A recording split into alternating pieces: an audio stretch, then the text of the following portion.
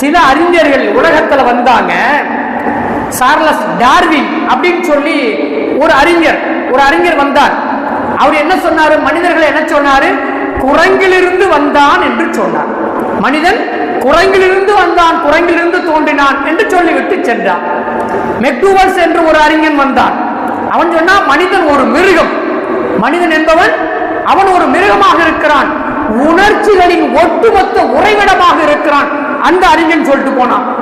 அதே போல பாருங்க, இன்னொரு அறிஞர் சிக்மண்ட் ஃப்ராய்ட் சொல்லப்படக்கூடிய ஒரு அறிஞர், மனிதன் காம இச்சையின் மொத்த இருப்பிடம், காம இச்சையின் மொத்த இருப்பிடம். காமங்கிறது எல்லா உயிரினங்களுக்குமே இருக்கக்கூடியது.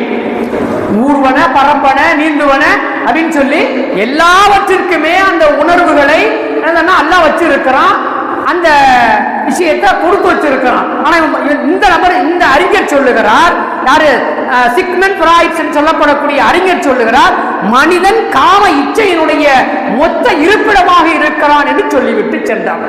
அடுத்து பாருங்க, மனிதன் ஒரு மாபெரும் பொருளாதார மிருகம். இன்னொரு அறிஞர் சொன்னார், யாருங்க? Karl Marx. இந்த பேர் நமக்கெல்லாம் அடிக்கடி நம்முடைய படிக்கிற பிள்ளைங்களுக்கு நல்லா தெரியும். காரல் மார்க்ஸ் சொல்லப்படக்கூடிய அந்த அறிஞர் இந்த மனிதர்களுக்கு சொன்னா பொருளாதார மிருகம் என்று சொல்லிவிட்டு சென்றார். அன்பிற்குரியவர்களே, இப்படி இந்த அறிஞர்கள் எல்லாம் மனிதர்களுக்கு ஒரு டெஃபினேஷன் சொல்லிட்டு போனாங்க. ஆனா பெருமானார் ஸல்லல்லாஹு அலைஹி வஸல்லம் அன்னவங்க எப்படிப்பட்ட வார்த்தையை சொன்னார்கள் என்பதுதான் நாம் இங்கே பார்க்கிற ஒரு அற்புதமான செய்தி. ரசூலுல்லாஹ் சொன்னாங்க, மனிதன் என்பவன் மிக உயர்ந்த படைப்பு, சாதாரண படைப்பு இல்ல, மிக உயர்ந்த படைப்பு. மனிதன் என்பவன் மிக உயர்ந்த படைப்பு, இறைவனின் பிரதிநிதி, ஹலீஃபாவாக இருக்கிறான், ரப்புடைய ஹலீஃபாவாக இருக்கிறான், படைத்தவனுடைய ஹலீஃபாவாக மனிதன் இருக்கிறான் என்கின்ற அற்புதமான ஒரு கருத்தை சொன்னாங்க. இன்னொரு சந்தர்ப்பத்திலே பெருமானார் ஸல்லல்லாஹு அலைஹி வஸல்லம் அன்னவங்க சொல்லும் போது மனிதனுக்கு டெஃபினேஷன் சொன்னாங்க. மனிதன்னா யாரு அப்படிங்கறத சொன்னாங்க.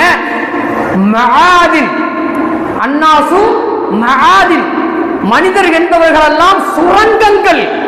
எப்படிப்பட்ட சுரங்கங்கள்? கமஆதினி ذهب والفضة, எப்படி தங்கமும் வெள்ளியும் விலை மதிப்புள்ளதாக சுரங்கங்களாக இருக்கிறதோ அது போன்று மனிதன் என்பவன் அந்த சுரங்கங்களுக்கு ஒப்பானவன், மதிப்பு மிக்கவன் என்று சொல்லி பெருமானார் ஸல்லல்லாஹு அலைஹி வஸல்லம் சொன்னாங்க.